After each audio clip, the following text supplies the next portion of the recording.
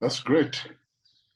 All right. Well, you have the floor now, so go ahead and tell us about Zambia. Thank you very much, guys, for inviting me.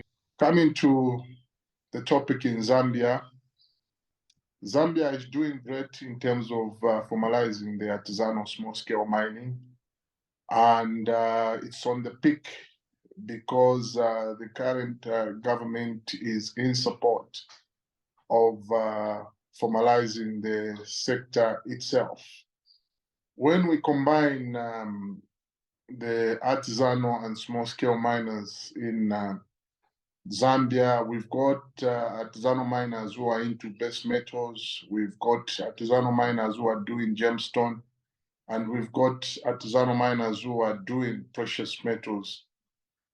If we combine all three sectors, we can reach up to 50,000 people. So it's not a small number when we look at who is involved into mining. And artisanal and small-scale mining, it's poverty-driven. People in the communities, they want to survive by having the daily necessities which are needed in a household. There are also school dropouts, people who have seen that things are getting difficulty and they know that this is where they can get some money. They are joining artisanal and small-scale mining. We've got an increase from the 2023. We saw a lot of pits and mines being opened up. And in Zambia, since it's rain season, we've got a lot of gold that is coming out. People are doing washing because there's water everywhere, even in the pits where we didn't have people mining. We've got the Eastern Province, which is coming up very well with gold. We've got Central Province, also it's coming up very well with gold and copper. We also have Northwestern Province, which is producing a lot of gold. We have a number of people also doing copper ore, which we call here copper ore. You know, technology has changed, and if you have copper of 1%, it is a lot of money for you to sell per ton. And a lot of young people are joining the sector because one truckload, a 30-ton tipper truck, can cost about $2,000 if they take it to sell to the Chinese and the Lebanese who have got smelters and rich plants. So this is something that we really need the support from our group, especially that small-scale mining is a game changer. Artisanal small-scale mining is a game changer to the world because apart from them mining, we need a lot of support in terms of capacity building, providing loans for them, providing machinery, train them in good working safety standards. It was a pity that we experienced, I think, in October, which you saw. I was updating the nation and the world at large when we lost over 40 artisanal small-scale miners in an open pit in Kasenseri. It was very sad. It has never happened here in Zambia to lose such a number of artisanal small-scale miners. Because of the way they are making those trenches, it can kill a lot of people if we do not put safety measures and safe standards to them.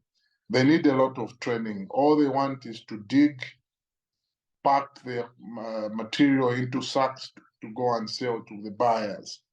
And this is something we need to fight as an organization together with you, my fellow members of the GSM community, global community. We need to fight for this. If possible, we can also source for some funds to sensitize our communities on the safe standards of mining gold and mining copper and other minerals which are being mined. Yeah. Zambia stands at the crossroad because there's a lot of investments coming in from the multinational companies. A lot of green fields have been opened up. We also have a lot of mines and minerals being discovered, especially what is called the critical minerals in the world. We've got lithium that is coming up, and the communities are the ones which are digging this lithium. It's a very good grade in the southern parts of Zambia. We also have tantalite. It's coming out from the northern province. Tantalite is a very good mineral and it's on the market, especially for this year for the electric motor vehicles.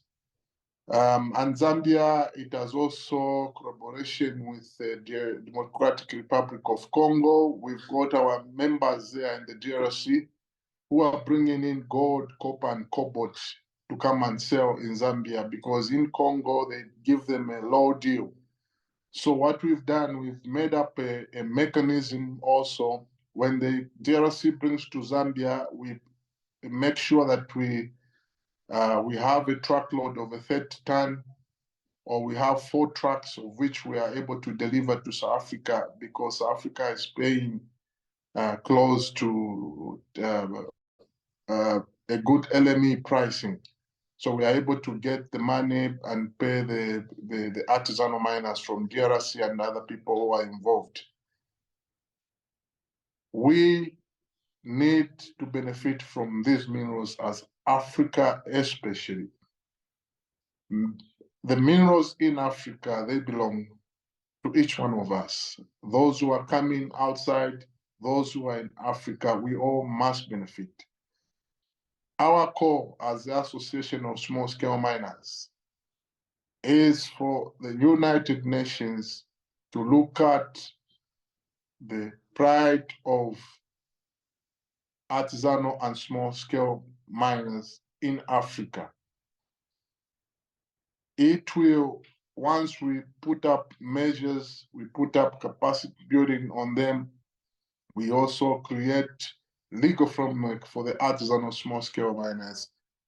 It will be able to reduce the poverty and vulnerability levels which are in our communities. It will also be able to reduce and achieve the Sustainable Development Goals of the United Nations, which is supposed to be achieved by 2030. If these things are put in place, we'll be able to reduce poverty in our communities, especially vulnerability for our people. Artisanal small-scale miners can create employment. It can create value addition to the minerals. It can also create a very good mining mechanisms so that we can be able to compete with large-scale miners. We produce the same mineral. We are fighting for the same mineral. What is surprising is that the people who find minerals in these mines, big mines, they are artisanal small-scale miners. Once they find them, you just see a group of people coming in, no, this is our license, we already applied. And yet the people who found the minerals, they are the people from the communities. So why should we be sidelined? We also need to fight for the name to be recognized by the international standards. As artisanal small-scale mining is not a legal business. Artisanal small-scale mining is not a legal business. No one should be sidelined to be dealing in minerals, mineral trading, mineral mining, and mineral exchange. We need to participate into these things because God gave us. This is what we are going to survive on. So why should we have restrictions in dealing with minerals? I also want to call on South Africa. Let's not rest on this, my brother. You've got our support. We'll be able to give you guidance on what you can speak on to let government understand that artisanal and small-scale mining can help the community We can also build clinics. We can build schools. We can be able to grow up our children by providing them much needed education, which is something that someone can have and be able to live on their own. So Zambia is doing very fine. In terms of funding, government has increased funding up to 160% for loans and other equipment, of which that is in the 2024 budget.